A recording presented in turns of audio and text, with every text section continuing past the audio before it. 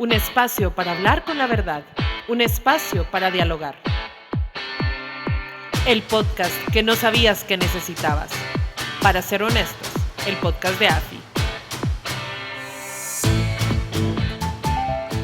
Bienvenidos a un episodio más de Para ser honestos. Hoy tenemos un tema peludo, espinoso, que a nadie le gusta hablar.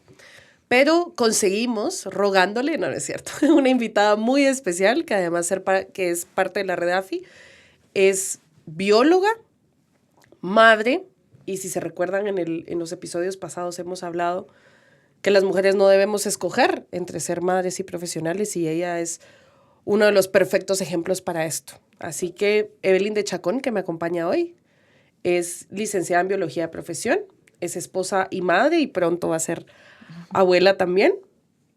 Es apasionada por lo que hace, tiene un diplomado en familia y un diplomado en familia, y un técnico en teología. Es productora y conductora de un programa de radio llamado Con todo por mi familia, a la manera de Jesús. Y es fundadora y directora del movimiento Papás a Prueba de Todo, que es parte de la red AFI y de la Asociación Padres. Así que estamos acá con muchas ganas de escucharte y de platicar de este tema que siempre es complicado hablarlo, que la gente escapa del tema, pero es una realidad que cada vez tenemos más acá, que es ideología de género. Así que bienvenida, Evelyn. Mil gracias, Ligia. Gracias por la oportunidad. Siempre es un privilegio compartir contigo y pues con quienes estén hoy escuchando, no sé, ¿verdad? En dónde sea o qué hora sea, pero gracias por hacerlo. Sé que vamos a pasar un buen tiempo y la verdad es que muy agradecida porque AFI, de hecho, ha sido gran parte de lo que me ha impulsado a profundizar en esto, que se ha convertido en una necesidad y creo que va a ser interesante. Como dices, es un tema espinoso y al mismo tiempo muy necesario porque es muy humano. Requerimos estar muy conscientes de que esto no es en contra de la persona, sino es en contra de algo que se está moviendo, que está lastimando a las personas. Así que, pues es difícil, pero hay que hablarlo. Muchísimas gracias. Y con esa introducción que has hecho, yo quiero ahondar un poquito, porque hoy vamos a tener dos perspectivas interesantes. Vamos a tener la perspectiva de una bióloga, que además has manejado muchos de estos casos como familia, como consejera, si se quiere, y el punto de vista de una politóloga que lo ve desde una perspectiva más estratégica, por ejemplo, de cómo se ha movido. Y entonces, una de las preguntas que normalmente nos hacen, y por eso quiero tomarme este tiempito ahorita, es si la ideología de género es una ideología, ¿no? Que el primer signo de un ideólogo de género es que te dice que no existe la ideología de género. Que por qué va a ser una ideología, que quién les ha dicho eso no existe, eso es un invento, etc. Pero podemos ver manuales, leyes, políticas públicas, libros llenos y plagados de frases como perspectiva de género, enfoque de género, teoría de género. Y entonces en realidad eso no es una ideología, y con esa reflexión quiero empezar hoy. De acuerdo a la Real Academia de la Lengua Española, la definición literal de ideología es un conjunto de ideas fundamentales que caracteriza el pensamiento de una persona, de un colectivo, de una época, de un movimiento cultural, religioso o político, etc. Y de acuerdo a las ciencias políticas, que es la ciencia que yo estudié, es una ciencia suave, no ciencia dura como la tuya, es un conjunto de ideas que, independientemente de su veracidad, sirven para movilizar a grupos sociales y políticos. Que la parte de tener un caudal político y ser capaz de movilizarlo para nosotros en ciencia política es muy importante. Pero hace unos días estaba platicando de este tema con un muy querido amigo que ha estado en el podcast también, y me introdujo a la definición de Alexander Solzhenitsyn. Y a mí me llamó mucho la atención. Se las voy a leer literal despacito. ¿Qué es una ideología?, dice Alexander. Para hacer el mal, un ser humano debe creer por encima de todo que lo que hace es bueno, o al menos que su acto respeta la ley natural. La ideología es lo que le da al mal su justificación y al que perpetra el mal la determinación necesaria para actuar. La ideología, entonces, es el marco teórico, dice Alexander, que hace que sus actos parezcan buenos en lugar de malos, tanto en sus propios ojos como en los ojos de los demás, de forma que en lugar de recibir reproches o insultos, reciba alabanzas y honores. Imagínate tú esta definición que cayó como anillo al dedo para el tema de hoy. Entonces, ¿existe o no la ideología de género? Yo te diría sí existe la ideología de género. Hay ideólogos de género que en episodios pasados, esto es una invitación para que vean los episodios pasados, específicamente en el de feminismo versus promujer, hablamos de las ideólogas de género. Las mismas feministas son las ideólogas de género. Ellas son las primeras que empezaron a escribir esto y les voy a dar unos ejemplos ahorita sobre este tema, pero para citar a un pensador actual, amigo también de AFI y del canal, Agustín Laje, define la ideología de género como la comprensión anticientífica de nuestra sexualidad que desarraiga de los componentes naturales para dejarle a la cultura un espacio monopólico, de tal forma que la sexualidad pasa a ser un constructo de la cultura. Y esto lo dicen ellos mismos, ¿no? Uh-huh. El género es solo un constructo social, ¿verdad? No, el sexo y género es distinto, son completamente distintas, ¿no? Y entonces, ¿a qué se opone la ideología de género? Es un poco lo que queremos ahondar hoy. Se opone a la biología, se opone a la anatomía, a la fisiología, a la genética, a la embriología, a la psicobiología, bueno, a la antropología. A todas. Entonces, podemos ver, por ejemplo, algunas ideólogas, que te quiero dejar aquí unas ideas, ¿no? de quiénes son las autoras de esto. Por ejemplo, Monique Wittig, una de las autoras del feminismo, pero decía, en verdad la mujer no existe, uh-huh. por ejemplo. Judith Butler, que dijo, el sexo siempre fue género, desde ahí empezamos. Tenemos a Simone de Beauvoir, que toda la vida decía, no se nace mujer si no se llega uh-huh. a serlo. Hay, por ejemplo, una cita que te la voy a dejar a ti como bióloga, dice, ningún destino biológico, psíquico o económico define la figura que reviste en el seno de la sociedad la hembra humana. Es el conjunto de la civilización el que elabora ese producto intermedio entre el macho y el castrado, al que se califica de femenino. O sea, regresamos, y en ese episodio hablamos del documental de What is a Woman, de uh-huh. que es una mujer, de Matt Welch, en donde las pocas personas que intentaron definir a la mujer decían es un no hombre, ¿no? Uh-huh. Viene de acá.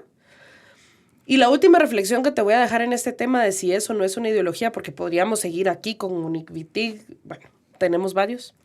Pero quiero dejarles con esta descripción. Hay una autora muy importante para el feminismo que se llama Shulamit Firestone. Ella estuvo en los años 40, murió en el 2011, 12, por ahí.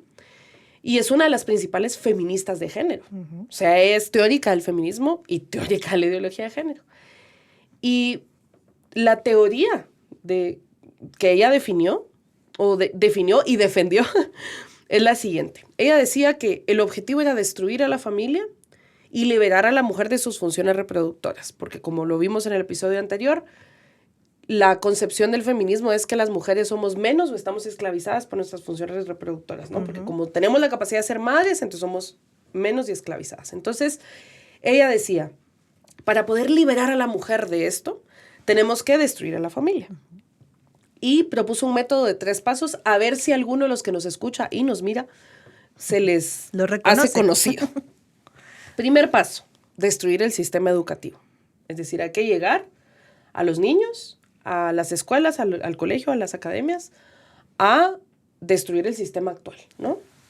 Entonces vemos, por ejemplo, y esa es una de las preguntas que te tengo hoy, que nos dicen, es que tú estás hablando de biología hombre-mujer. Eso es viejo, eso es viejísimo. ¿De qué estás hablando? Ahora la biología es progresista, ¿no? Entonces, bueno, destruir el sistema educativo. Paso 2, y lo definía ella así, alcanzar un estado de polimorfismo sexual. Poli, muchos, morfismo, forma, ¿verdad? Muchas formas de tener relaciones sexuales. Un estado de polimorfismo sexual que sea considerado natural. Y ella incluso hablaba de la pedofilia y del incesto uh-huh. como parte de este polimorfismo sexual. Y el paso 3 es dividir a la sociedad en 3 grupos. Solteros, parejas de hecho y grupos de convivencia. O sea, no necesitamos ni familias, ni matrimonios, etc. Entonces, ¿existe la ideología de género? Sí, y existen los ideólogos de género que han dado en los años 60, 70, 80 estas ideas de lo que vamos a hablar hoy. Uh-huh. Pero ya monopolicé mucho el micrófono, no era conmigo. No, yo estoy aprendiendo mucho, estoy aprendiendo aquí. Y entonces quiero empezar contigo como bióloga, como madre, como mujer. ¿Cuál es la diferencia entre sexo y género? Gracias, Ligia. creo que una de las cosas que dijiste es el tema de la educación. La biología no ha cambiado. O sea, la biología del animal, de las plantas, de los seres humanos, la biología sigue siendo la misma. No hay tal cosa como una biología progre. Eso no existe, ¿verdad? La biología, como bien lo dices, es una ciencia dura que lo que hace es que usa un método científico que tiene como prueba la realidad. Para nosotros lo que es verdadero es lo que es real.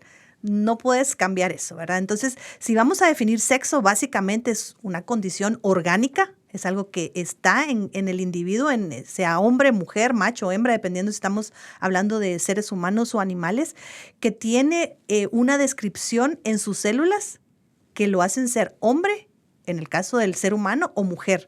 Y esto es, nacemos con 46 cromosomas, 22 pares son autosomas, quiere decir que son iguales en los hombres y las mujeres, que dictan todo lo que tenemos desarrollado, nuestro color de cabello, etcétera, etcétera, etcétera.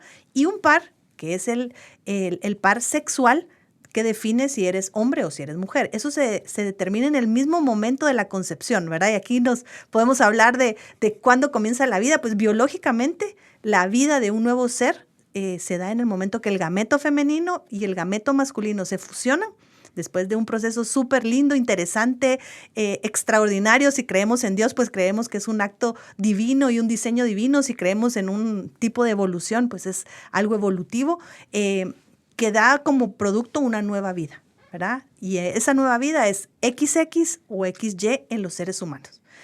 En los animales en general, ¿verdad? Existe en insectos o en plantas alguna otra combinación, pero en animales XX, XY no hay más. Si tú al final de la vida vas a desenterrar un cuerpo y no sabes qué es, vas a encontrar en los huesos y en cada fibra, en cada célula de ese cuerpo, XX o XY, no hay más.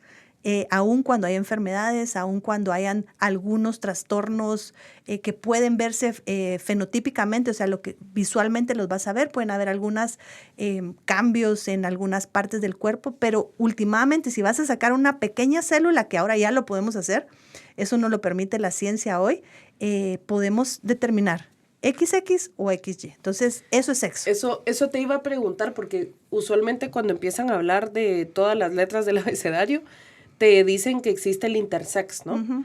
Que se contradicen un poco, porque dicen, bueno, el intersex es porque yo a veces me siento hombre o mujer, uh-huh, ¿no? Y luego te dicen que no, que al final sí son situaciones biológicas o físicas de seres humanos que nosotros llamamos hermafroditas, ¿verdad? De sí, forma así se llamaban vulgar, antes. Ajá. O anteriormente, ¿no? Biológicamente es la forma de expresarlo. Ajá. Ah, ok. Yo pensé que era un término vulgar. Gracias por corregirlo. No vulgar no me refiero, ajá, a patán, sino al vulgo, común, ¿verdad? Al pueblo, como común.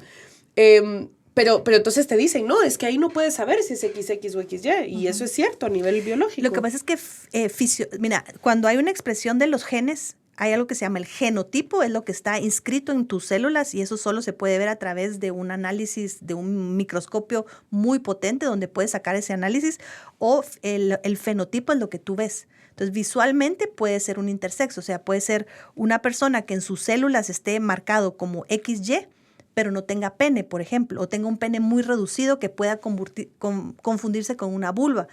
Ya. Visualmente, pero si tú le haces un análisis a esa persona es masculina, su cerebro, sus músculos, su corazón, sus órganos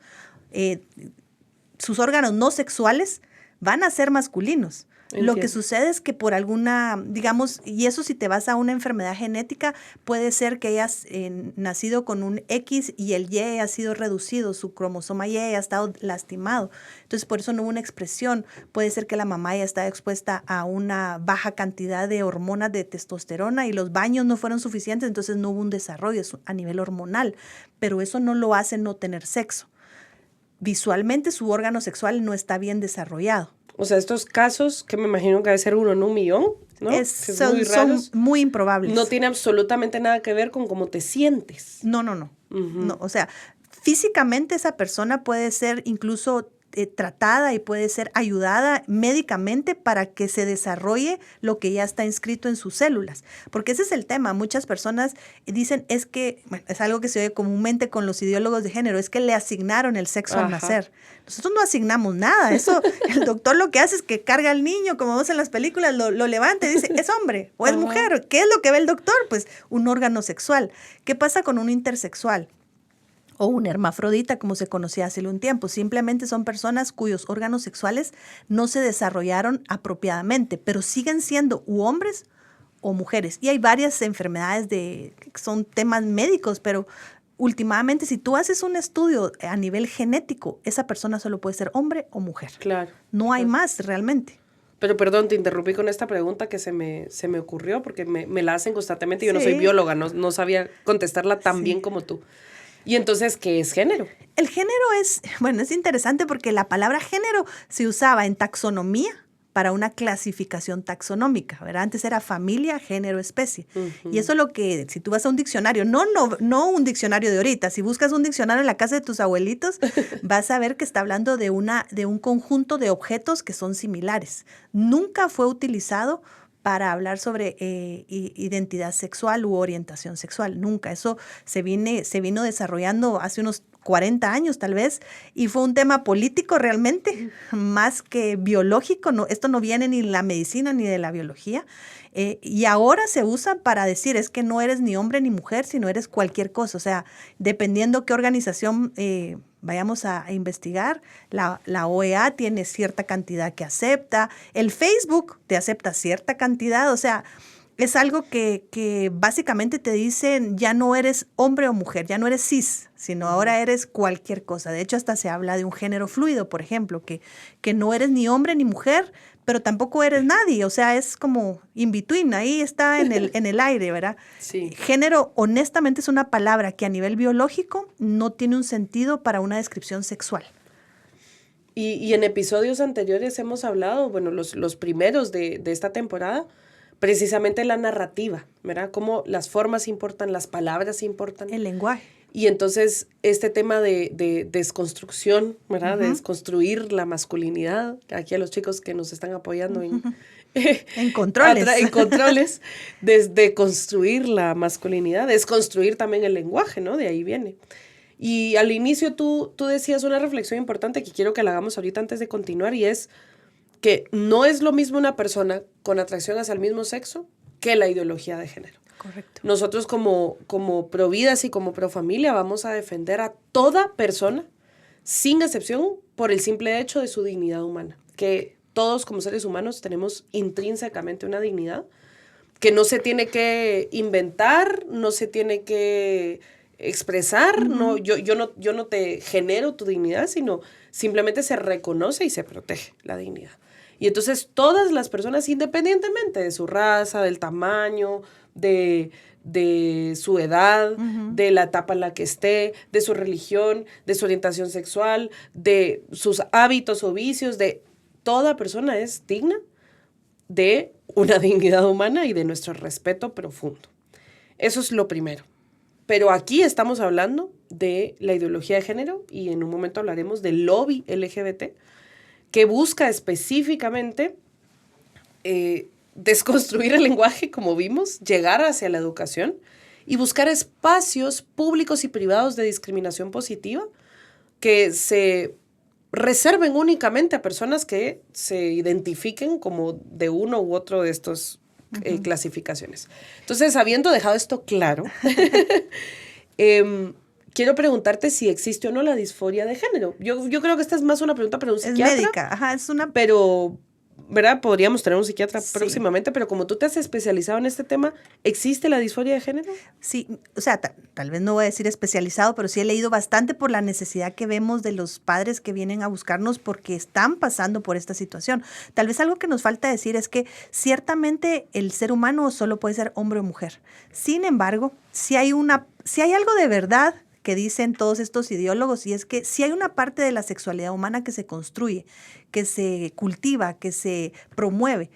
Por ejemplo, el vestido que usamos. Eso es algo muy cultural. Si tú ves a una persona del norte de Inglaterra que está usando una falda, si alguien ha visto la película famosa esta de Corazón Valiente, Sí, de Braveheart. ajá, Ajá. o sea, esos hombres no pueden ser más masculinos, digamos en el contexto que nosotros entendemos masculinidad, valientes, protectores, dan la vida por sus familias y sin embargo usan falda. Claro. Entonces, hay una parte cultural, pero eso no estamos hablando de sexo, estamos hablando de una sexualidad, de la expresión. Esa es una parte donde entra la psiquis, donde entra la emocionalidad. El problema que ha venido a ser toda esta ideología es que ha separado, ha fragmentado y ha dicho, bueno, tú puedes tener en tus células esto, pero tu cerebro puede pensar otra cosa y tu corazón puede pensar otra cosa. Entonces, esa destrucción, esa deconstrucción de qué es el hombre íntegramente es lo que ha venido a causar tanto daño. Sí existe un término médico que se llama disforia de género. De hecho, es un término que sustituyeron cuando quitaron la homosexualidad como enfermedad mental de los manuales. Entonces quitaron el homosexualismo como enfermedad, ¿año qué? 1971, 72.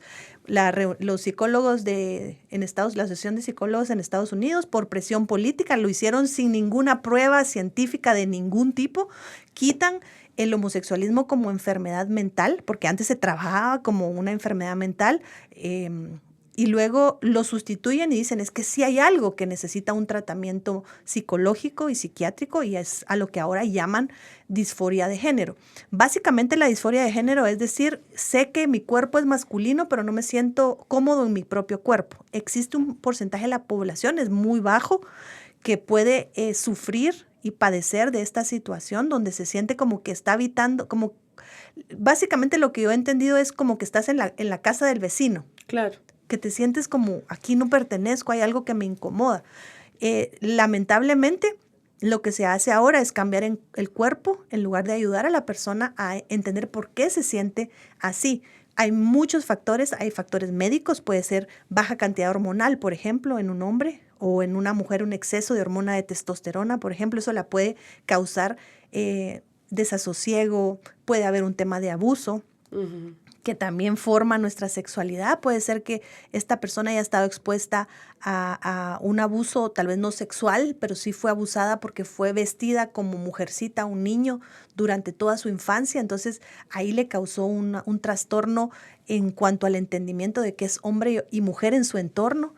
Y ahora, lo interesante de la disforia de género, uno, es que sí existe, pero también existen formas de ayudar a la persona a aprender a sentirse cómoda con su cuerpo. Hay altas probabilidades de que la persona al llegar a su adultez acepte su cuerpo, ¿verdad? Y lo abrace y lo disfrute. Realmente estaba leyendo unas estadísticas hace poco y es un 80% de los hombres que son los que principalmente sufrían de disforia, porque es bien interesante, los índices de homosexualismo hasta el 2010 eran de disforia o de homosexualismo o de transexualismo, eran en hombres, no eran en mujeres. En el caso de las mujeres ha sido algo totalmente implantado culturalmente. Claro. En la mujer no se da mucho esto.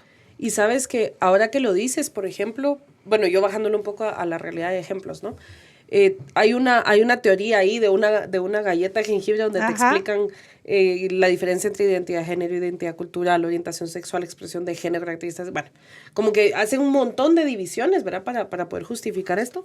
Pero yo estaba pensando que existe la disforia de género, que es, por lo que entiendo, una condición psiquiátrica. Sí, es una condición mental. Que como tal debería tratarse, ¿verdad? Y respetar a la persona en lo que está en ese proceso. Y ayudarla, porque la pasan muy mal. O sea, la sensación es espantosa. Pero como estamos tan inmersos en esta narrativa nuevamente, y esto me lleva a la pregunta, ¿cómo podemos tratar entonces estos casos, ya sea de atracción hacia el mismo sexo o de disforia de género, desde la familia y desde la sociedad? En realidad, ¿cómo abrazar a la persona, acogerlos, apoyarlos, pero no tragarnos la narrativa? Creo que es importante lo que hablábamos un poquito antes, esto del hombre de jengibre. Ahora ya no es hombre, sino es unicornio, porque era muy machista el hombre de la galleta de hombre de jengibre. Ahora, mira, sí, ahora no me la sabía. Ahora es un unicornio y si usted lo quiere buscar, busque en internet unicornio de género y ahí va a aparecer justo eso. O sea, atribuyen como que estamos, como seres humanos, estamos muy fragmentados. Entonces, cuando alguien comienza a tener alguna señal, por ejemplo, si tenemos un chiquito de 4 o 5 años que está constantemente insistiendo que es el género, bueno, el sexo opuesto al que es, porque realmente la palabra género es algo que deberíamos de tener cuidado nosotros mismos de no usar, aunque es impresionante, pero es tanta la presión del lenguaje a nivel de todo. Ahora están los formularios más simples. En los formularios, total. Entonces es preguntarnos a qué está siendo expuesto nuestro hijo, ¿verdad? Como tú dices, ¿cómo diferencias una curiosidad natural y normal de un niño que nace, sí, con un sexo definido? Ahí somos los papás los que entramos a jugar. El entorno es muy importante. Entonces, ¿qué hacemos la familia? Afirmar el sexo con el que nació. Y eso va a llevar a nuestros hijos a tener una integridad sexual. Y lo otro es trabajar mucho en la identidad, en esa autoestima de saber que son valiosos, que tienen un propósito, que como seres humanos no vinieron aquí de la casualidad. Otra vez regresando a la forma en que sucede la concepción. O sea, miles de espermas pudieron haber sido los que fecundaran y uno de esos que corrieron para ganar la carrera y fecundar ese óvulo fue exactamente quien llegó y te hizo lo que eres hoy. O sea, hay un propósito detrás de eso. Es asombroso. Las probabilidades de ser quien esa persona es o quien soy yo son abrumadoras. Entonces, como familia, como padres de familia especialmente, es afirmar eso que son y no tratar de afirmar lo que creen ser o lo que nosotros creemos ser o lo que nos dice la cultura, sino afirmar lo que ya sabemos como visualmente vemos sus órganos, y eso es más que suficiente para saber que son hombres o mujeres y criarlos así, ayudarlos así, no con esa estructura machista, negativa, restrictiva, que es tal vez lo que muchas veces lo utilizan para atacar a esto, sino con la libertad que puede tener. Imagínense, como alguien me decía, imagínate que no se le permitiera a un hombre ser un pintor. Nos podríamos perder de grandes pintores como un Picasso, un Miguel Ángel o grandes bailarinas o bailarines solo porque es hombre. O sea, no tenemos que tener esa mentalidad, si es la que tenemos que romper, porque si hay una parte cultural que afirma el sexo que ya tienen. Eso tal vez es lo importante, ¿verdad? Y como sociedad, recordar que hay una persona detrás de ese está sufriendo. Alguien que tiene disforia de género, alguien que tiene 15 años y no sabe quién es, está sufriendo. Y ahí es la parte donde pudiera sonar como que somos intolerantes, y eso es lo que tenemos que saber. Abrazamos al ser humano, abrazamos a la persona. Como tú dices, valoramos su imagen, su dignidad como ser humano, pero amarlo implica también saber que ese camino que está eligiendo es un camino de mentira que al final lleva a destrucción, porque eso es algo que no sé si vamos a tocar más adelante, pero la ideología de género últimamente destruye a la persona. O sea, borra quién es, borra su identidad sexual y por ende destruye su interior porque no saben quiénes son. Y eso, índices altísimos de suicidio, depresión, múltiples parejas, multiplicado las cantidades de enfermedades sexuales en esos grupos. Y eso lo hace muy triste, porque tener una banderita política que destruye a un grupo de seres humanos no se vale. Sí, bueno, yo recuerdo un caso que no lo preparé, preparo todos los episodios, y ahorita me recordaste de este caso. Hay una mamá en Estados Unidos, ella es latina, perdón si me confundo con algunos detalles, y no sé si recuerdas que tenía 2 hijas, y era una de sus hijas, que es la implicada en el caso. Ella cuenta que era súper femenina, ¿verdad? Se ponía tutús, le encantaba bailar, no sé cuánto. Y era una familia, era una madre soltera, si no mal recuerdo, pero tenía mucha comunicación con sus hijas y se llevaban muy bien, platicaban y todo. De repente se empezó a dar cuenta que en un nuevo año de colegio, de escuela, sí, un nuevo año escolar, gracias, empezó a alejarse y ya no platicaba, se le miraba un poco más deprimida, no quería participar de las actividades familiares, y entonces le pregunta a la hermana, ¿no? Uh-huh. Y le dice, mira, ¿qué le está pasando a tu hermana? Y le dice, no, es que se metió a un club o a un grupo en la escuela. Y entonces ya fue a hablar a la escuela y le contaron que sí, que estaba en un grupo de transexuales, uh-huh, y que le estaban diciendo que ella tenía depresión porque no se sentía, o sea, cómoda con su cuerpo, eso. Y entonces, pues, ya poco a poco empezó, porque todo es gradual, ¿no? Uh-huh. Entonces empezó a quitarse el nombre, creo que se llamaba Jailin, creo yo. Uh-huh. Entonces le pidió que se le dijeran Jay, se cortó el pelo, se vestía un poco distinto, etcétera, etcétera. Y de repente le quitaron, el Estado le quita a la hija a la madre y la lleva a una institución, ¿no? La institucionaliza. Y le quita le quita la hija, perdón, bueno, la vida, ¿verdad? Porque si a ti te quitan una hija, te quitan la vida. Porque decían que ella, como seguía deprimida y no quería, creo que la mamá puso un límite en algún momento. No sé si era tratarla como hombre o presentarla como hombre. Pero si no usaba sus pronombres ni solo le decía... los pronombres. Solo le decía mi Jay. amor, Jay o mi amor, sí. Pero no le decía, no se refería a ella como él. ¿No? Ajá. Eso fue. Bueno, entonces el Estado lo identificó como violencia intrafamiliar. Entonces le quita a la hija, la institucionaliza, y creo que tenía como horarios para poder hablar con su mamá y había que pedir permiso para visitarla y todo el rollo. Y de repente esta chica se suicida, estando ya institucionalizada con su nuevo sexo supuestamente reafirmado, y ella lamentablemente se suicida. Y entonces a mí me rompe el corazón esta noticia, porque la mamá decía, miren, mi hija tenía un problema psiquiátrico. Mi hija necesitaba ayuda psiquiátrica y ustedes no me dejaron ayudarla. Es más, me acusaron que por mi culpa, o sea, me la quitaron para que no se suicidara.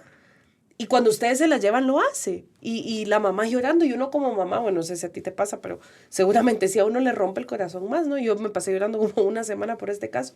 Horrible. Porque, francamente, a eso estamos llegando. Exactamente. Estamos, como tú bien dices, no afirmando la identidad, haciendo incluso... Ahora resulta que si no te identificas con cualquiera de estos 57 géneros, ya no sé cuántos son, hasta te hacen sentir avergonzado, ¿no? Y eso es lo que necesitamos hablar, y lo tenemos que hablar. Por eso decía yo, es un tema peludo, es un tema que casi nadie habla, pero es necesario levantar la voz y ser honestos en estos temas. Hay un libro súper interesante, y eso es lo que estaba buscando, lo escribió Abigail Shriver, ella es una escritora del New York Times, un bestseller, y se llama Un daño irreversible, y habla de esto, exactamente de lo que estás hablando, cómo es ese proceso donde una persona que está sufriendo algún grado de incomodidad o de disforia, de hecho, durante los años de adolescencia y preadolescencia, el porcentaje de incomodidad con nuestro cuerpo incrementa. Las que pasamos por adolescencia sabemos que no necesariamente nos sentimos cómodas. Antes el problema era que si eras bajita querías ser alta, si eras alta querías ser bajita, si tenías el pelo colocho lo querías liso y viceversa. Ahora resulta que te dicen que lo que pasa, esa incomodidad que estás sintiendo es porque realmente eres un hombre atrapado en el cuerpo de una mujer. O sea, esa expresión es la que usan. Y ella en este libro de Un daño irreversible, o sea, cuenta la cantidad de casos en Estados Unidos documentados de jovencitas que comenzaron y fue porque se incorporaron a un grupo, un club en las escuelas públicas donde les comenzaron a decir, lo que pasa es que tú en realidad eres un hombre, tú debiste haber nacido hombre y por mala pata saliste en el cuerpo de una mujer. Entonces, realmente hay todo un mecanismo que mueve muchas cosas desde... toda la farma, ¿verdad? O sea, hay muchos intereses porque todos los tratamientos de bloqueadores hormonales, todo lo que tiene que ver con operación, o sea, hay una cantidad de productos que se producen ahora para esto que es, o sea, la cantidad de dinero que se mueve es una locura. Aparte que hay un control poblacional, porque si una chica se cree hombre, obviamente no va a tener hijos. Muchas se someten a doble mastectomía, histerectomía, se quitan todo lo que puede hacer. Muchos se arrepienten. Hay muchos casos en España que después de haber habido leyes que les permitían incluso tomar decisiones a los 12, 13 años, a los 25 se dan cuenta que cometieron un error. Claro. Pero por eso se llama un daño irreversible, porque no hay retorno. Y en algunos casos incluso lo lleva a la muerte, porque se dan cuenta que después de haberse sometido a todo eso, no les quita esa incomodidad, porque esa incomodidad no viene del sexo. Viene de una condición emocional, un abuso, un trastorno, un trauma o algún caso médico como una falta de alguna hormona o algo que puede balancearse y simplemente se encarrilan otra vez, ¿verdad? Es muy triste porque lo que esta agenda, esta ideología políticamente está empujando, está destruyendo al ser humano. Y por eso es que es bien importante al abordar esto, recordarnos que son personas. Es una, ¿cómo es que le llaman? Una comunidad, ¿no? Un colectivo, ¿no? Colectivo, ajá. Pero el colectivo es lo que nos hace pensar en colectivos porque borra al individuo. Exacto, exactamente. Ajá. Y sabes que con esto que dices, además de los casos puntuales específicos, yo como mujer me siento atacada jugando al papel de víctima, ¿no? Pero cada vez nos invisibilizan más. Sí. Tú mencionaste la ley trans en España, por ejemplo. Ajá. Cuando ya lograron aprobar que cualquier persona se cambiara el sexo en su documento, estoy haciendo comillas para quien solo nos esté escuchando por la parte de podcast y no video podcast, cuando ya lograron que la gente se pudiera cambiar en su identidad, en su documento de identidad, quiero decir, hubo olas de personas. Pero fueron que hombres, principalmente. Fueron hombres, exactamente. Claro. Entonces era, ¿pero por qué está pasando esto? Claro, es que en España la mujer tiene varios beneficios en cuanto a jubilación, préstamos, emprendimientos, tal, que evidentemente pues habían olas de hombres donde no necesitas ni siquiera decir, bueno, tengo este sentimiento, tengo este diagnóstico, o cambiarte el nombre, o tener una apariencia. No, o sea, tu propia y única palabra, decir yo me siento ahorita mujer, lo hace, como esos hay muchos casos. Tenemos casos también como en las Olimpiadas, por ejemplo. Sí. Hombres que han, perdón que lo diga de forma, pero aquí somos honestos, que han fracasado en sus ¿cómo se dice? Competiciones masculinas, y entonces llegan con las mujeres a tratar de ganarnos, porque a ver, podemos competir en iguales condiciones en debate, en ajedrez, en oratoria, sí, pero no en ciencia, pero no en fuerza, por supuesto que no, natación, levantamiento de pesas, boxeo, que son las tres categorías en donde obviamente se han metido hombres disfrazados de mujer, porque perdónenme, se han disfrazado de mujer y han hecho pedazos, especialmente el boxeador, a la campeona, las nadadoras en Estados Unidos, que han dicho, miren, ¿cómo es posible? Yo he entrenado desde pequeña para este momento. Sí. Está el caso de Lia Thomas, que le empataron incluso hasta el milisegundo, cosa que era imposible, y le dijeron, mira, para las fotos le voy a dar el trofeo a él y no a ti. Cuando era la chica la que tenía que ganar, evidentemente. Entonces, todos estos casos, ¿tú qué has visto? De cómo la ideología de género invisibiliza a la mujer, invisibiliza al individuo, invisibiliza a la familia, evidentemente. Sí. Es que socialmente trae muchísimos conflictos. Bueno, el caso que mencionaste en España, acabo de estar escuchando un podcast sobre el tema, es una periodista española que me encanta escuchar, que tiene un libro que se llama La Mafia Feminista. No sé si has escuchado, Cristina Seguí. Tiene un podcast también y ha escrito un par de libros, y ella dice que con el tema de los hombres diciendo que son mujeres, es eso. Muchos lo usan incluso para librarse de temas legales, porque las leyes favorecen a la mujer. Claro. Invisibilizar a la mujer, digamos, es parte de lo que ha sucedido. Creo que el feminismo no se dio cuenta de eso. Lo que está sucediendo no lo tenían planificado. Lo que mencionabas de España, es interesante que esa cantidad de hombres sean los que quisieran identificarse como mujeres por el tema de leyes. Por ejemplo, si está habiendo un abuso en una pareja y son hombre y mujer, el hombre es el que se va, pero le va mal. En cambio, si es mujer, porque se siente mujer contra otra mujer biológica, no va a haber una ley que vaya a ir tan duro, porque las leyes favorecen a las mujeres, los espacios políticos, las cuotas en las universidades, las cuotas en los trabajos, las cuotas en los certámenes de belleza. O sea, ahorita el caso que acaba de suceder en Holanda, ¿verdad? Sí. Una mujer trans le gana a una mujer biológica y tú las ves y dices... La que quedó en segundo lugar era preciosa, guapísima. Exactamente. Entonces, no. O sea, hay tantas cosas que están sucediendo. Las portadas, por ejemplo, cuando yo veo la portada de Vogue con un Harry Styles, digo yo, ¿y qué pasa con todas esas chicas que han soñado con ser la portada de Vogue?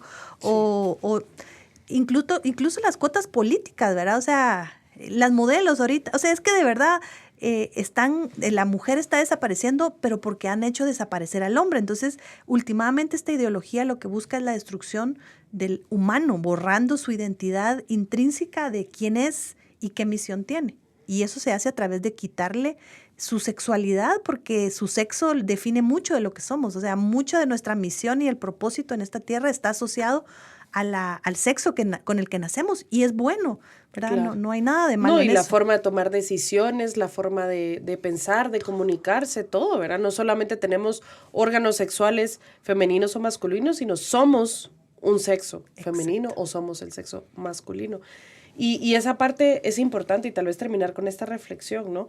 Somos hombres y mujeres, y cada uno de nosotros tiene su belleza, cada uno de nosotros tiene las actitudes, la fuerza, las aptitudes también, que si nos llegamos a explotar nuestro máximo potencial, podemos complementarnos perfectamente, ¿no? Y hay hombres malos, sí, y hay mujeres malas también, pero la idea es ser la mejor versión de nosotros mismos, no necesariamente desconstruyéndonos, ¿no? Exacto. O nunca desconstruyéndonos, sino Sí. siempre construyéndonos más y mejor.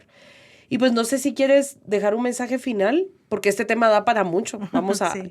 definitivamente haremos otro episodio. No sé si quieres dejar un mensaje a la población, a familias, a jóvenes, a papás incluso, con este tema para alentarlos, ¿no? A ser firmes en los valores, firmes a la ciencia, saber que el sexo es biología y el género es ideología, y cómo podemos igual respetar a la persona, cuidar a la persona, apoyarlos, acogerlos, sin caer en las garras de esta narrativa. Sí, tenemos que recordar, yo creo que algo que nos enseña Agustín es, tenemos que informarnos y tenemos que formarnos. Yo creo que ese es el llamado para cualquier persona de una sociedad, especialmente si somos padres. Tenemos que saber de qué estamos hablando. Hay mucha información que está distorsionada y que sigue una agenda. Tenemos que ir a la verdad, y la verdad es lo que es real, ¿verdad? La biología es una ciencia que es una ciencia dura, que se puede probar y que puedes decir, hay hombres y hay mujeres. Que una persona pueda ser atraída por el sexo, por el mismo sexo, puede ocurrir, ¿verdad? Eso es otro tema para otro día, pero aquí estamos hablando de biología y estamos hablando de si puede haber algo intermedio entre hombre y mujer, o un día mujer, un día hombre. Eso no existe, eso es una ideología, es un constructo, y como diría Ricky, todos hemos tenido malas ideas. Ricky, mi esposo, dice eso de la ideología, que es un grupo de ideas, me dice, y todos hemos tenido malas ideas. Pues este es un grupo de ideas muy malas que últimamente busca destruir a la persona. Entonces, recordarnos que aunque es un colectivo y tiene una agenda política, estamos lidiando con personas, y siempre que tratemos con personas debemos respetar su dignidad y el valor intrínseco que tiene por estar vivo. Y sabes que tan mala idea como dice tu esposo, que ya en Estados Unidos, por ejemplo, porque ellos ya viven en el futuro, ¿no? Nosotros Sí. aquí estamos en el pasado, en el buen sentido. Ellos ya vienen del futuro y nos dicen, miren, hay muchos grupos de personas con atracción hacia el mismo sexo que se están separando y desligando de este lobby. Hay muchas feministas también que creo que hay un grupo ahora, o sea, hay un quiebre entre ellas, ¿no? Que se llama Feministas en contra de los trans, por ejemplo. Y entonces a mí me llama la atención y son influencers, ustedes los pueden buscar en redes sociales, que dicen, mira, ¿sabes qué? La lucha era LGB, ¿verdad? Lesbian, gay, bisexual, ¿verdad? Lesbiano, gay y bisexual. Nosotros teníamos una necesidad, dicen ellos, de que no nos mataran, que no nos discriminaran, pero esa lucha ya se ganó. Y ustedes después se aburrieron, dice ellos, especialmente en pandemia, aunque esto ya venía de un poquito antes, y empezaron a inventarse todas estas cosas, empezaron a hablar de pronombres, empezaron a inventarse, y eso nos hace quedar mal. Por favor, paren. Ya alcanzamos, digamos, lo que ellos querían, ¿no? Sí. Y ya no más con estas payasadas. Incluso están en contra de los desfiles, ¿no? Del orgullo, como dices tú, donde salen personas sin ropa, donde salen, hace poco vi un video horrible donde habían niños, que también los papás, ¿cómo se les ocurre llevarlos a algo así? Pero bueno, eso hablaremos otro día de estos papás. Llevan a los niños y iba un señor como de unos 70 años o 60 años, no estoy muy segura, que iba en calzoncillo, haciendo movimientos sexuales con una evidente erección frente a niños y la gente aplaudiendo. O sea, ¿de qué estamos hablando? ¿De qué estamos hablando? Y entonces, si cualquier persona, imagínate tú, en cualquier manifestación o en cualquier evento, independientemente de su identidad sexual, se desnudara en público, tendría una sanción, ¿cierto? Pero como es bajo este marco del orgullo y demás, no se ve mal. Entonces, dejemos de estar esclavizados a esta narrativa, hablemos las cosas como son, respetemos siempre a las personas como lo hemos dicho, pero no por eso vamos a poner en peligro a las mujeres que nos están invisibilizando, a los niños que los están adoctrinando, a los padres de familia que nos están también obligando a cumplir con esta agenda. Así que tendremos, ya se nos acabó el tiempo para estos episodios, tendremos más episodios de este tema. Así que muchísimas gracias, Evelyn, por estar acá. Gracias a ustedes por escucharnos. Síganos en nuestras redes, @lafamiliaimporta. ¿Tú tienes alguna red abierta donde te pueden seguir? Pues con mi esposo trabajamos en Papás a Prueba de Todo. Ahí estamos en Instagram y en Facebook. Nos pueden buscar. Perfecto, para que los busquen y los sigan. A mí me pueden seguir personalmente en Twitter como Ligia Briz. Y gracias por estar acá en Para Ser Honestos. Denos like, compartan los podcasts. Gracias a Radio Actitud por su apoyo para la parte técnica de estos podcasts. Así que muchísimas gracias y nos vemos en un próximo episodio. Gracias por acompañarnos a un episodio más de Para Ser Honestos. Comparte este podcast en tus redes sociales, suscríbete a nuestro canal y deja tus comentarios. Nos vemos en el próximo episodio y recuerda que aquí hablamos para ser honestos.